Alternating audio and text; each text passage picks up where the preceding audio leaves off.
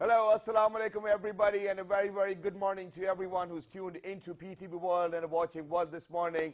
Alongside the very fantastic, the very amazing, the very uplifting, ladies and gentlemen, the name happens to be Shahzad Hasan Khan, and I hope and pray that everybody out there is actually ready to kickstart their days with us as well, and not just that, that everybody is doing wonderfully well and that you guys are looking after each other in these times of distress as well. Ladies and gentlemen, we hope and pray every single day that that life is going to be normal once again, and our governments and all the institutes are actually making sure that they are going to put in that amount of work which will bring life back to normalcy as well. But other than that, ladies and gentlemen, it's not just only the responsibility of these institutions or the people or the government of Pakistan. I believe that it's a shared responsibility. And I say so is because of the fact that imagine that they can actually guide us, they can tell us that these are the things which you need to do. But if God forbid, we are not going to follow all of those things, ladies and gentlemen, we know that we will be in problem or we will be in trouble. Inshallah, in days to come, we want to see our kids going back to school, we want to see our kids going back to university, we want to see that the positivity percentage of the COVID is going to come down as well. Well, these are some things which we're really focused on these days. A lot of people are going out and a lot of people are actually making quite a lot of stupid statements. And just a few days ago, on Bakra Eid, I was in conversation with somebody where I was asking him that, hey, you know what, did you get yourself vaccinated? And imagine that I actually got the most stupid answer, which I never actually expected. So the gentleman said, hey, you know what, there's this rumor that everybody's going to, God forbid, die after 2 years after vaccination. And I was like, what are you going to do by living all by yourself? Because everybody's getting vaccinated themselves. And, to my surprise, the guy was shocked. And the next question I posed to him was, did you ever go to school or did you ever get any education? Because, the thing which you've said does not make any sense as well. Ladies and gentlemen, this vaccine is actually our way forward to coming back to normal life. Please make sure that you do not fall prey to these rumors. Please make sure that you take all of your loved ones. I mean, people over here in Islamabad, you can go to the F9 park. There's this mass vaccination center. It's only going to take you 4 to 5 minutes, and that's pretty much about it. Even if you do not want to walk in, well, we have a drive-through facility over here, and that too, once again, in F9 park as well. So please make sure that you take your loved ones, get yourself vaccinated, because, the Delta variant is over here once again. Just because of the negligence of the Modi government, ladies and gentlemen, please make sure that everybody out there stays safe. And once, if you are vaccinated, okay, I'm going to put the figures out as well, and that is that 87% of the people who are getting COVID are those people who have never gotten themselves vaccinated. 13% are those who are actually vaccinated, but they're still getting it, but their symptoms are really mild. It's not going to be a life-threatening situation as well. But other than that, whenever we speak of COVID, I think that Pakistani government and COC have done a great job because, the way they have brought in the processes, the systems, and everybody is actually kind of, loving it. Everybody is appreciating it. The world over, the plan is being adopted as well. We have gone through some smart lockdowns as well, where smart lockdown, ladies and gentlemen, was a wonderful idea to save our people. And I think that the true credit definitely goes to the PTI government, Prime Minister Imran Khan Sahab, Asad Umar Sahab, and the entire team of NCOC. There were a lot of people coming to your places to kind of get yourselves tested. So I believe that, it is a perfect day. The weather out there is great as well. All we need to do is that we need to make sure that whatever shared responsibility lies on our shoulders, we fulfill that. Now, coming to number 2. Since I mentioned about the negligence of the Modi government, ladies and gentlemen, the Delta variant, unfortunately, is in Pakistan. Not just that. There are too many other things which we really need to speak about. For example, BCCI jumping in, where, BCCI actually called the member countries of the ICC and asked them that, hey, you know what, all of your 5 years retired or more retired players should actually be participating in Kashmir Premier League, where the logo is Khelo Azadi Se. Imagine that this actually tells us all about their hegemonic behavior and what they need to do as well. So that's very unfortunate, and we do not welcome such a statement, because politics really need to stay outside the stadiums, the cricket grounds, and whatnot. And I believe that politics should only involve the two nations' relationships as well, or within the political leadership. Other than that, there's no arena available to be politicized. Now, number 3, there's one more important issue. I can get a backlash on it as well, but I'm going to speak about it. for the last 15 years, ladies and gentlemen, I don't think that we've actually won a gold in Olympics as well. You know, the people within the society or the community of the Olympics as well, we really need to kind of push through that. We need to have those people ask these questions that, hey, you know what, you've been there in the office for the last 15 years and we haven't done anything in the Olympics. Why? We need to ask questions, and only then things will become better. Now, number 4, ladies and gentlemen, there are a lot of people.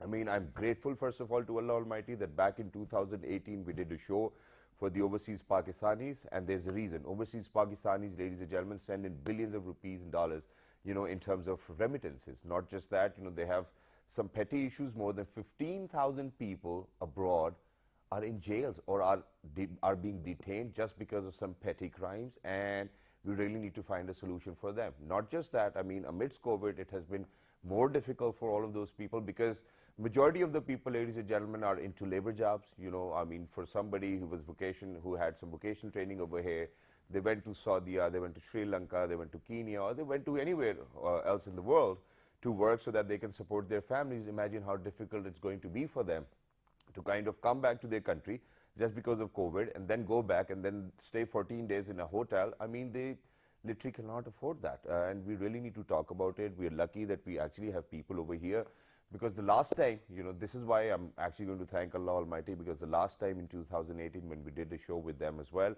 that's when the Prime Minister actually took notice. And then afterwards, you know, when Mohammed bin Salman was actually visiting Pakistan, His Excellency, you know, Prime Minister Imran Khan raised this issue because 3,309 people, ladies and gentlemen, are detained in Saudi jails as well.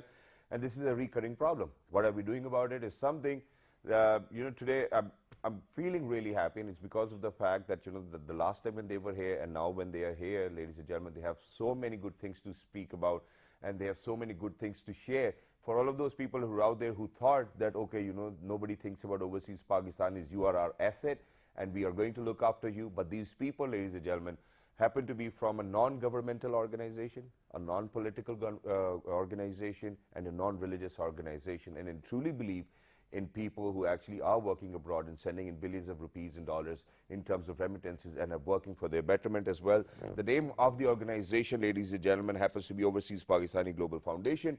We're very lucky that we've actually been joined by a social activist all the way from New York. Ladies and gentlemen, he is Mr. Shakil Sheikh. Hello, sir. Assalamu alaikum. Good morning. Wa alaikum assalam. Thank you for having us, sir. How are you, sir? I'm doing good. How are you? Thank you very much for joining us. I'm doing perfectly well as well, and that's what we hope for everybody out there. Alongside Mr. Shakil Sheikh, ladies and gentlemen, we are lucky that we've actually once again joined by a Fazil member over here all the way from New York. He happens to be a legal expert as soon as he's in Pakistan or even in New York. Ladies and gentlemen, he is Mr. Shiraz Khan. Hello, sir. Assalamu alaikum. Good morning. Assalamu alaikum. Wa alaikum assalam, sir. You always look handsome, dapper, you know, the smile's amazing as well, and you always make it look like as if, you know, it's not a big deal. Wow, it's good to have you over here. Thank you. So, Shakil Saab, I'm going to get my conversation started with you. When the last time you were here in 2018, right afterwards the program, you know, the Premier took notice, you know, there was a lot of conversation, a lot of things were done. So, from 2018 till 2021, what changes are there, you know, in terms of when we talk about expats being detained in jails, in different jails, 15,000 more people as of 23rd April 2021 were in jails. Thank you so very much. When we was here 2018, thank you for giving us the chance at that time, and we bring this issue, and this issue is taken to Prime Minister of Pakistan. And when Prince Mohammed was here in Pakistan, and what he did, he took really action. Prime Minister took the action, and a lot of people so far out of the jail, but still people are there. Okay. In Saudi Arabia, and they're working on it. They see their paperwork and what happened, and so far the things looks positive. People are coming out of the jail better than nothing. Before was no voice, nobody to follow up. At least now is somebody to follow up. Right. I think the Prime Minister of Pakistan, the embassy in Saudi Arabia, now they are following up very clearly and very carefully. Before they say that, you know, I speak to the ambassador, Raja Ali Jasab, who was, you know, the ex-ambassador. And when I speak to him and have a long meeting with him regarding about those prisoners, he said that when he took charge and when they find out a lot of people, the prisoner time was even finished. Yeah. They were still in a jail. True. 6 months passed, 8 months passed, nobody to follow. And their detention period was over. Over, maybe 6 months ago, 8 months ago. He said the only problem that which police officer puts you in a jail, that's the same police officer have to come to release you. Okay. In Saudi Arabia. So he said when we took charge and consulate and embassy start working and they was start taking the list from those people and they find out there's so many people supposed to be released maybe 1 year ago, 6 months ago. So now they having a list. All right. When is going to be their time due to be released, so the embassy is follow up right away. Okay. So I really give this credit to Prime Minister of Pakistan. Yep. Thank you so very much, Prime Minister. You know, you're really looking after those overseas now. Thank Wow, you. that's wonderful. But sir, adding on to that, while I was reading about your organization, alhamdulillah, is functional in New York, Germany, France, Kenya, Dubai, a lot of different countries where a lot of Pakistanis are living or are working over there as well. Let's not just talk about Saudi Arabia particularly. We know that, issue actually persists the most over there. Right. But, as of now, when we talk about all of these different countries where Pakistanis are, what are those issues? Why do you think that they are behind the bars? Why do they put them behind the bars? Because I read about it that they were very petty issues, meager issues. Beside the Gulf, those like in the Europe countries, they don't put you behind bar without reason. All right. It has to be some solid reason. Exactly. And that embassy and a consulate, particular those countries. Are you saying Gora masti nahi karta? Yes. Okay. So they don't put you behind bar for no reason. Yeah. If they put you behind bar, it must be a very solid reason because they have in a legal system very strong. Yeah. Regardless of you legal or you illegal living in that country. Okay. Document undocumented, but you have a rights. Okay. In America, you have a rights regardless of your, you have a document. Where you are from, your ethnicity, whatever. Yeah. Yep. Okay, that's wonderful. Moving on to Shiraz Bhai now. Now, Shiraz Bhai, since you happen to be a legal expert as well, the laws over here are very different from the laws in Saudi Arabia, and this is something which Pakistanis half of the time do not even understand. And, referring to, our last program in 2018, you told us that, even if somebody won't have their documents with them, they will just put them behind the bars, no reasons, no questions asked, and that's pretty much about it.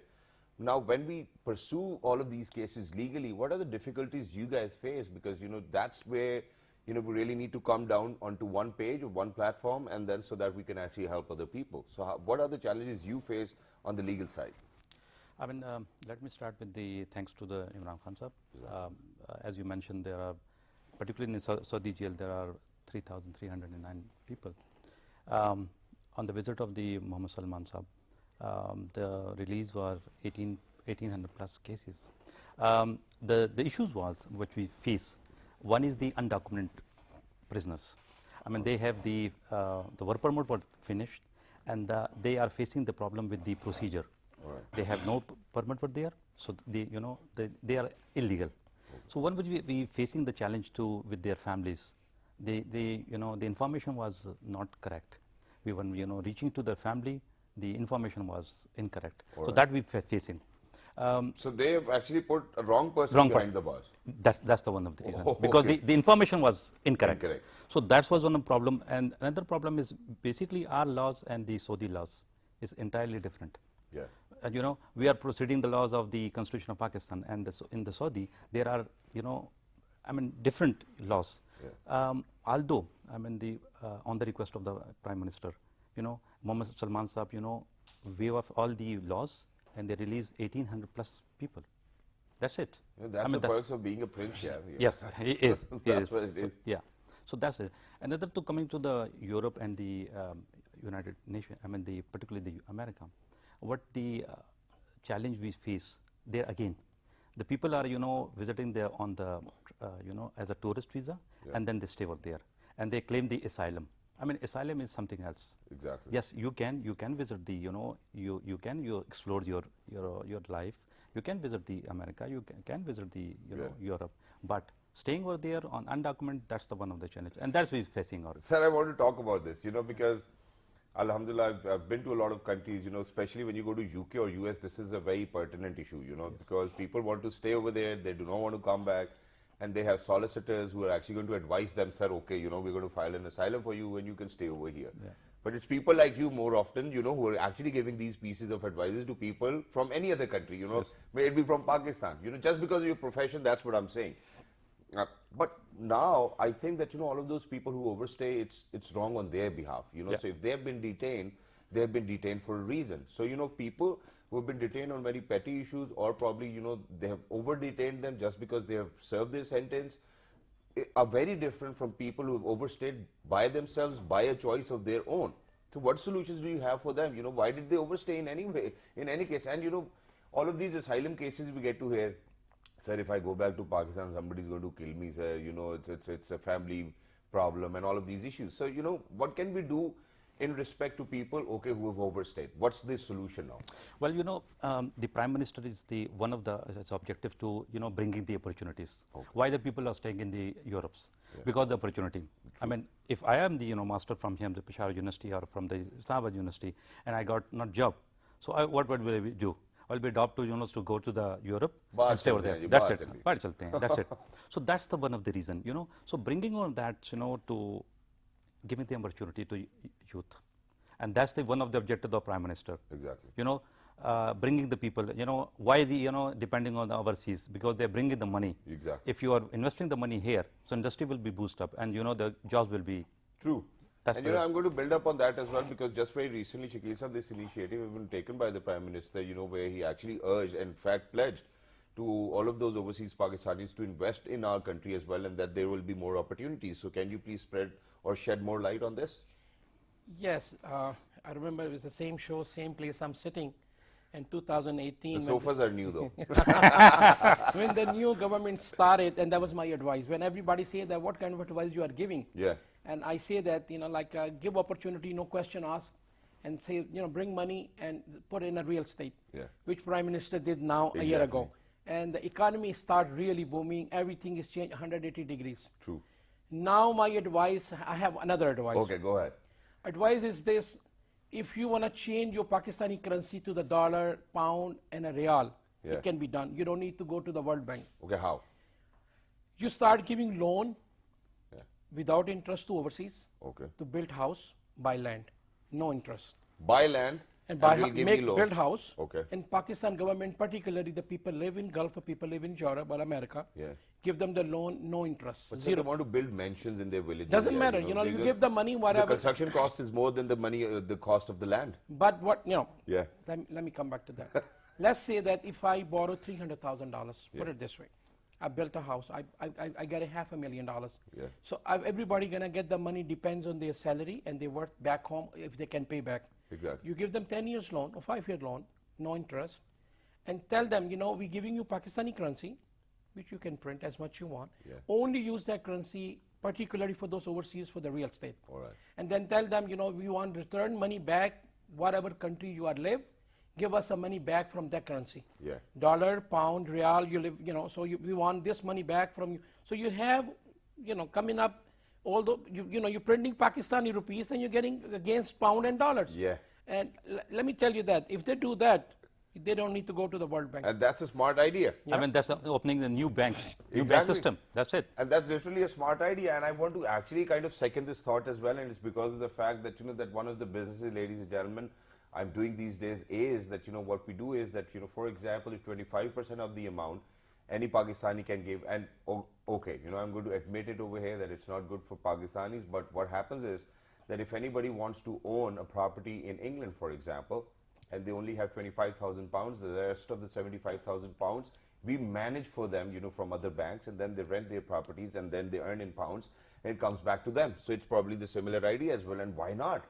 Everybody needs to do that. So did you actually kind of have a conversation with any of the government representative and shared this idea with them as well? This conversation is just took place in your just show right now? right now. And we have a lot of meetings today. So that was the first stop. So you asked me this question and I just tell you my idea. But today we will have a lot of meetings and this idea is going to go explode. Oh, that's wonderful. And I love this idea. I totally appreciate it. And how did you come across this idea? How did you stumble upon this idea? Allah Almighty is always giving me, seriously, it Yeah. just come into my mind the other day.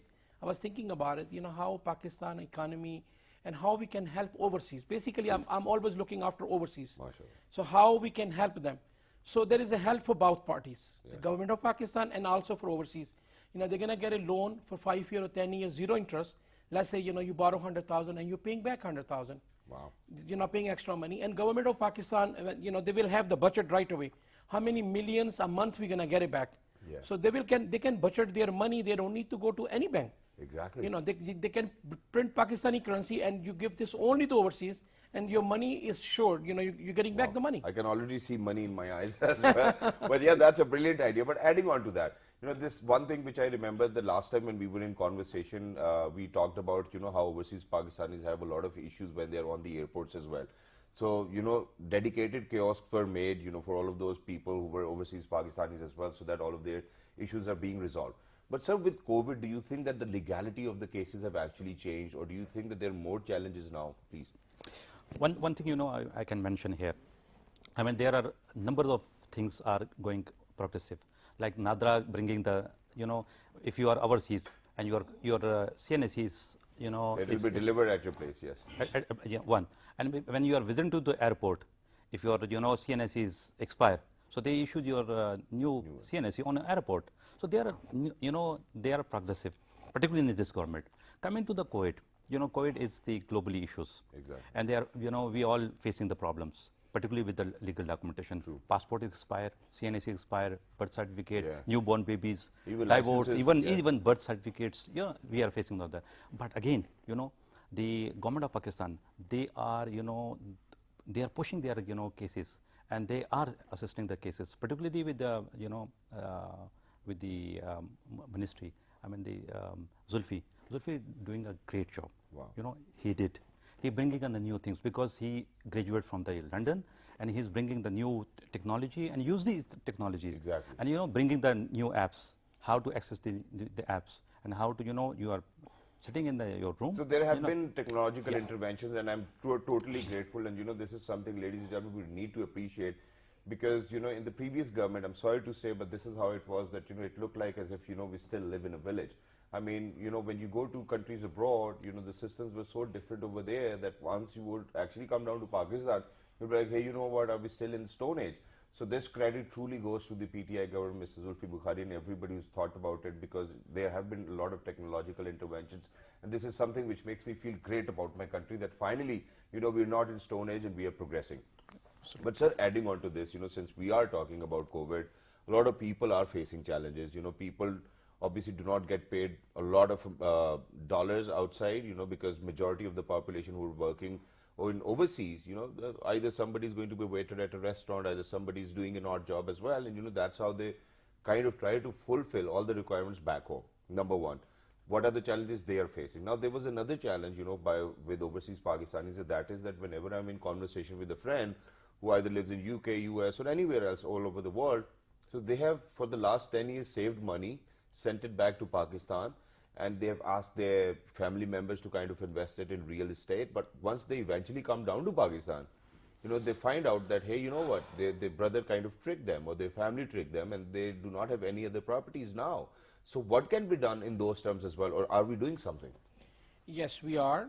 There is an organization overseas, is in Lahore, One Club Road. Okay. There's a whole ministry for that, and that's what we are really follow up. And trust me, I'm sure Shiraz Sahib and I and our chairman, we're getting tens of calls a day. Right. Same issue, you just brought it. Yeah.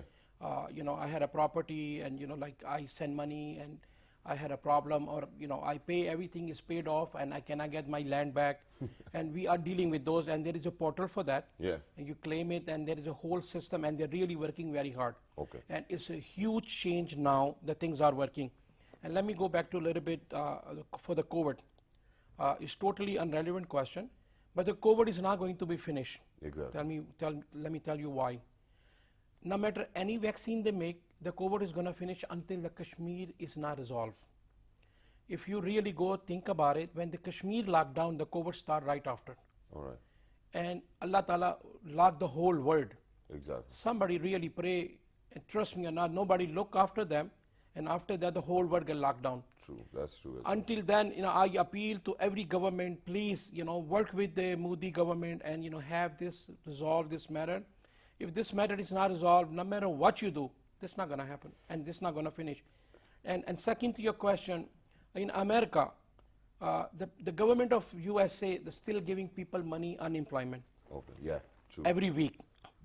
Depends on your salary, how much you was making, and you're getting the money according to that. I mean, the last time I was in conversation with a friend, I think he was getting $150 or $170, and not just that, per week. And then his solicitor or his lawyer actually took $80,000 of loan as well, which was interest free. Yeah. And yeah, he was a happy man. Actually, my business is there. I do the limo insurance, taxi insurances there in New York, and the driver was getting 2 checks for $680 and 200 some. 900 and a change a week he was getting home. My business from 100 to left on maybe 20 to 25%, because if you make $1,000 a week working, and why you want to work if the government feeding you money $1,000 at home? Exactly. So stay home. Yeah, true. Or you want to work hard job cash and you're getting that check anyway. So until now they're getting those checks. So the government is really take care of their people, and the way you just mentioned, businesses do get the loans, soft loans. And you have to pay back in 30 years, 0 interest. Yeah, that's true. And according to your business, if your business is huge, people get $1 million. True, that's true. I had a friend of mine. But if you're going to have a budget of $2 trillion, kind of dedicated towards COVID and issues related to that. I had a friend of mine, and he have a couple hundred stores. I'm not going to mention the name of the stores. Yeah. And he got couple Don't worry, million. we're not going to tax him. Couple million dollars. He get a soft loan for 30 years. Wow. And his age is probably 65. Exactly. And all those $1 million, 30 years. So are you trying to refer that, okay, God forbid, after 65, you're not sure whether how long he's going to live for, but those $1 million are gone. But according to our religion, regardless, you have to pay back the money. Exactly. The money has to go back. But people in America, that's how they're thinking.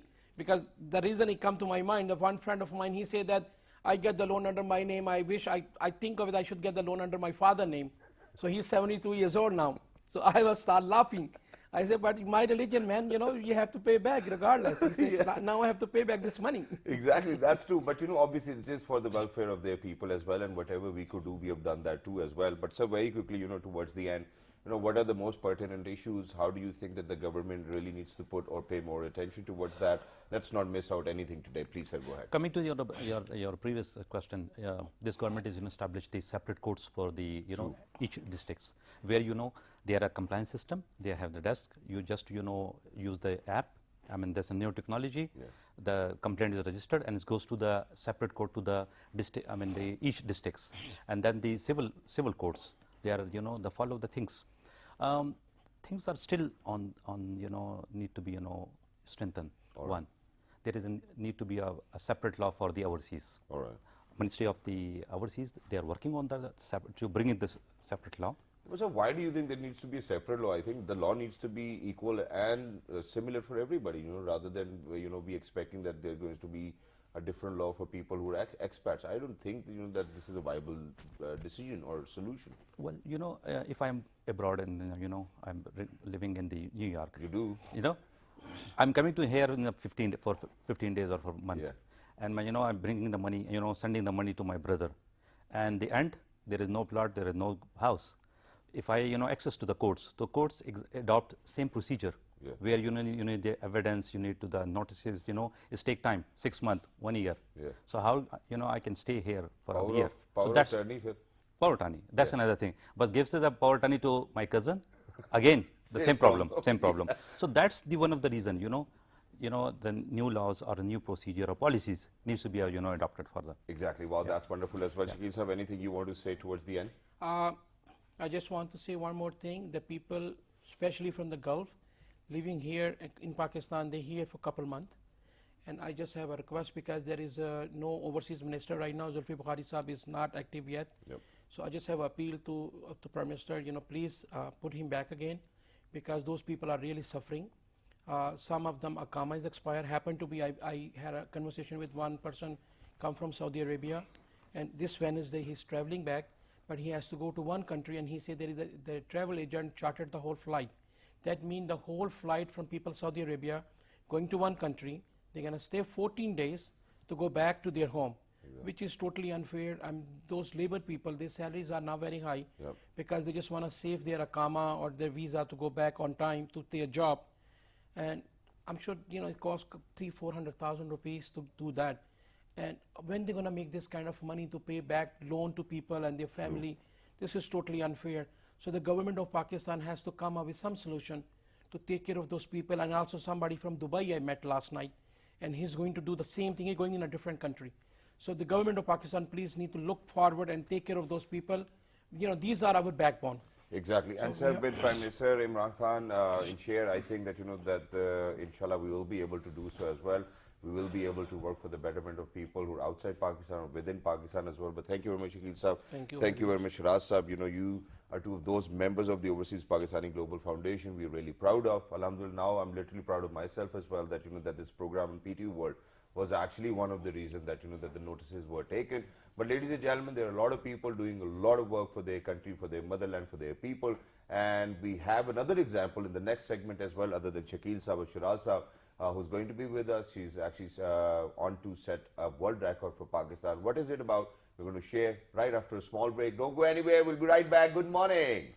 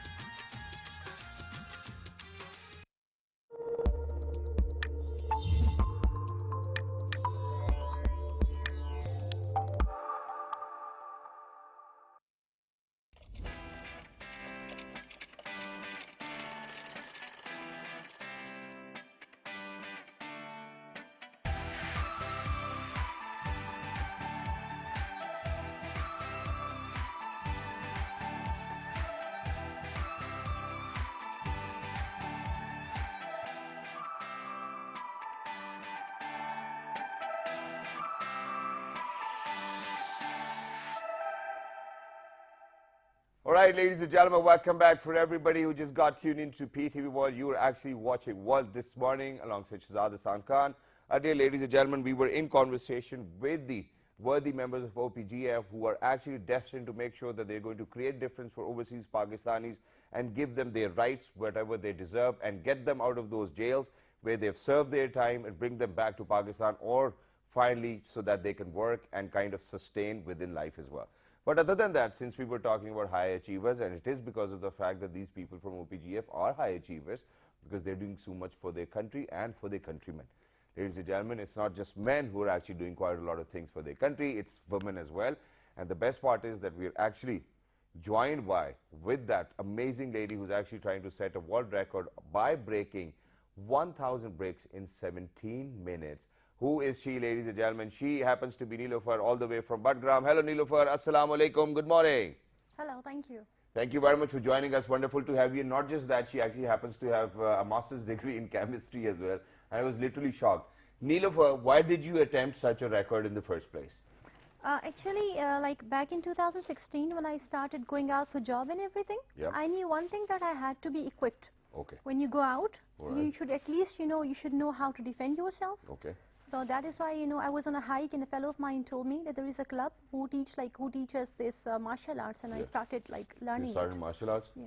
Yeah, then is everybody safe from you now, or are you safe from everybody? Martial arts basically teaches like patience. Yeah. So martial art teaches patience, but you thought that, okay, if I'm stepping outside of my house, I really need to be equipped, and that's what you did. But you started to train for this amazing world record, which you attempted. We're going to share the video as well. Back in 2018 or 19, and now finally, alhamdulillah, even the International Breaking Foundation has actually recognized that you've really done a great job. So how did you start to train for it? Why do you think that there was a need for you to train for it as well? Were you a very pessimistic kind of a person back then, and then you wanted to do something for your own and for the country? Actually, I was a bit sort of introvert. Okay. So, when I went to university, I was a bit sort of bullied, and that kind of affected my eyes. So I ended up on getting my retinas detached, and I ended up on wheelchair. So that was a, sort of time when I decided, okay, not anymore. All right. And that was a time like when I started going out for learning martial arts.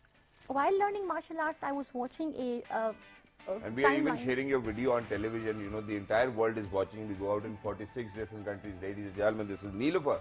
Right in front of your eyes, within 17 minutes, she broke 1,000 breaks just with her bare hands. Wow. I don't know whether I can still do it or not. Yeah, but please continue. Yeah, I was saying that, I was watching a video of a fellow of mine, and he was a male colleague and he was breaking break. And I thought, if he could, why couldn't I? So being female, I tried it. And then I thought, I should take it to a higher level to get other women motivated as well. Wow, that's wonderful. So, and I know that, a lot of women are actually going to draw inspiration from such an act of yours as well. But just on a very lighter note, breaking a lot of breaks, 1,000 breaks in 17 minutes obviously is a great achievement, and that too with bare hands. But why break things when we can make things, rather than making 1,000 breaks in 17 minutes would have been another high record as well. So why did you think about breaking things rather than making things? Like in what context? Like I couldn't understand. I mean, that. in every contest. For example, you were breaking breaks over there. Rather we should have made 1,000 breaks in 17 minutes. That could have been a very different attempt. But since you've attempted at this world record, are you thinking about other world records to be broken as well? And if there's something in your mind, please share it with Well, us. this was my 4th world record. All right. Wow. I already had 3 records. And those 3 records are? I did break a brick, again breaking, I did break a brick with my head. Head, And, okay. Yeah, I have a record of egg punch, like I broke a brick having an egg in my fist Wow. without getting the egg So broken. the egg does not break, yeah. Yeah. I've seen that in a lot of films when Jackie Chan does that. Wow. We have a female version of Jackie Chan over in Pakistan. Please go ahead. Yes, and I also, broke 4 concrete bricks, like without any spacers, I broke them. So that was also, termed to be a world record. Wow. So is there a technique, are you at times like, wow, something like that? No, actually there is a technique, but since we were learning for martial arts, so I focused on power. Okay. So, I'm just a little scared of you right now. I don't know, if I ask a stupid question, I might get my jaw broken or my face broken as well. I might not even look like this. But that's a lot of records, and hey, you know what? You've done a great job. So how do you feel after attempting all of these records? Because you said that you were an introvert before, and God forbid there was a tragedy that your retinas were detached. So tell us a little about that. To be very honest with you, when I started breaking bricks, everyone used to say, oh wow, you break bricks. And I genuinely used to feel that, what's the big deal? I used to think that I was an overrated person just because I was a woman. Now, just because I was a woman, I tried something, it's got me so much hype. Yeah. Until I broke 1,000 bricks. So I wanted to do something, which I could probably say that, yes, I've done something which is really hard. Wow. I feel happy. You feel happy about it? Do you feel accomplished? Do you think that people have acknowledged these efforts of yours? Actually, I've been into history. I've been studying about our ancestors and stuff. So we have an aim, like we want to do breaking to a certain extent. We In want to- Budgram, or you're talking about Pakistanis all over? No, basically all Muslims in it, like Okay, yeah, like yeah, our yeah. history and Yeah, everything. obviously. So we are also aiming to leave a mark. So 1,000 bricks doesn't give me satisfaction. Really? I'm soon going to break 1,000 brick record as well. Really? Yeah. I mean, ladies and gentlemen, that's what you call high achievers. There are people who actually have such an ambition to fulfill that. They make sure that, no matter what length they have to go through, they will always go, and they'll make sure that they're going to bring back a good name to Pakistan, and everybody really needs to appreciate. Because, these days what I've seen is that there are a lot of Chinese people, they have their own YouTube channels where they're just breaking things every single day. May it be bricks, may it be trees, the cake, may it be steel rods. They're working on it. Have you had such an idea that, okay, one day probably I'll have my own YouTube channel where I'll just be breaking things? And how were you when you were a kid? Did you used to break a lot of things even back then? No. Like till my university, I was an introvert. Okay. It's only after I got my eyes damaged. But And they're good now, alhamdulillah. Yeah, they are. Wow, wonderful. And you were talking about like making things, so I happen to be a volunteer. I'm a trained certified volunteer. I arrange food drives, like I arrange food for people. Wow. And after getting my eyes damaged, I used to be in one room with all my stuffed toys and everything. When I got my eyes damaged, I actually realized how hard life could be. True. So I, with my dim eyes, searched some schools for special children, and I served there for like some years. Wow. So I dealt with that. I became a volunteer. So my eyes, getting damaged, I will take it as a very productive time of my life. Really? It taught me what pain is. So it made me more kinder. Wow. That's wonderful, and that's inspiring, ladies and gentlemen, early in the morning to have been in conversation with somebody who've gone through that dark patch of their life, and then they've picked themselves up and made sure that they're going to make their country proud as well. So there's no stopping, there's no limit. It's totally in your brain. If you're dedicated towards doing something, ladies and gentlemen, nobody can stop you. Allah willing, things will definitely fall into place. But let's talk about that journey as well, because there are a lot of people. There's one of these Paralympics athletes, who comes to my gym, and I was in conversation with him, and he's blind basically. And he said that, at times when life hits you, you get a little depressed, and you fall back a little, and you want to kind of have that energy and positivity in you, but he's like that you're helpless, and things can really go bad. So how did you help yourself, when unfortunately your retinas got detached? How did you help yourself? What was the support given to you or extended to you by your family, and how did it help you in becoming a better person now? Actually, I'm not bragging about myself, but I happen to be PMS qualified. So like I studied psychology. Is there any other qualification which you left behind? You're a master's in chemistry, you're a certified volunteer as well, you've been teaching a lot of other kids, you are a teacher as of now when we speak about it.